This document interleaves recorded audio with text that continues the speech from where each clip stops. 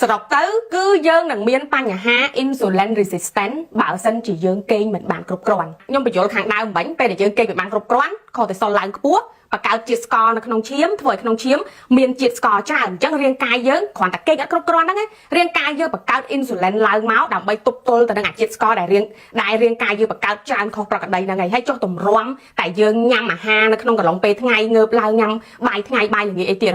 មិនជាតិស្ករឡើងកាន់តែខ្លាំងអញ្ចឹងរាងកាយយើងត្រូវតែបង្កើត insulin ឲ្យកាន់តែច្រើនដើម្បីទប់ទល់ទៅនឹងជាតិស្ករដែលឡើងមកដែលយើងញ៉ាំចូលនឹងបន្ថែមទៀតទី1អាកេងទី2អាហារដែលយើងញ៉ាំចូលហ្នឹងឯងដែលគេហៅថា insulin ឡើងខ្លាំងយូរទៅអាចបង្កឲ្យមាន insulin resistant ពេលដែលមាន insulin resistant ណាគឺជាសញ្ញាដំបូងដែលបង្កឲ្យមានជំងឺជាច្រើនដូចជាលើសជាតិស្ករទឹកនោមផ្អែមជំងឺបេះដូង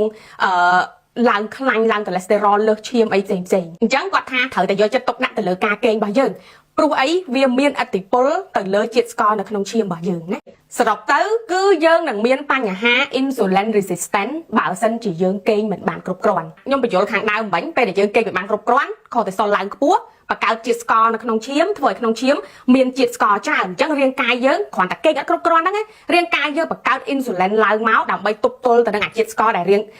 ងកាយយើងបង្កើតច្រើនខុសប្រក្រតីហ្នឹងហើយចុះទម្រាំតែយើងញ៉ាំអាហារនៅក្នុងកន្លងពេលថ្ងៃងើបឡើងញ៉ាំបាយថ្ងៃបាយល្ងាចអីទៀតមិនជាតិស្ករឡើងកាន់តែខ្លាំងអញ្ចឹងរាងកាយយើងត្រូវតែបង្កើត insulin ឲ្យកាន់តែច្រើនដើម្បីទប់ទល់ទៅនឹងជាតិស្ករដែលឡើងមកដែលយើងញ៉ាំចូលនឹងបន្ថែមទៀតទី1អាកេងទី2អាហារដែលយើងញ៉ាំចូលហ្នឹងឯងដែលគេហៅថា insulin ឡើងខ្លាំងយូរទៅអាចបង្កឲ្យមាន insulin resistant ពេលដែលមាន insulin resistant ណាគឺជាសញ្ញាដំបូងដែលបង្កឲ្យមានជំងឺជាច្រើនដូចជាលើសជាតិស្ករទឹកនោមផ្អែមជំងឺបេះដូង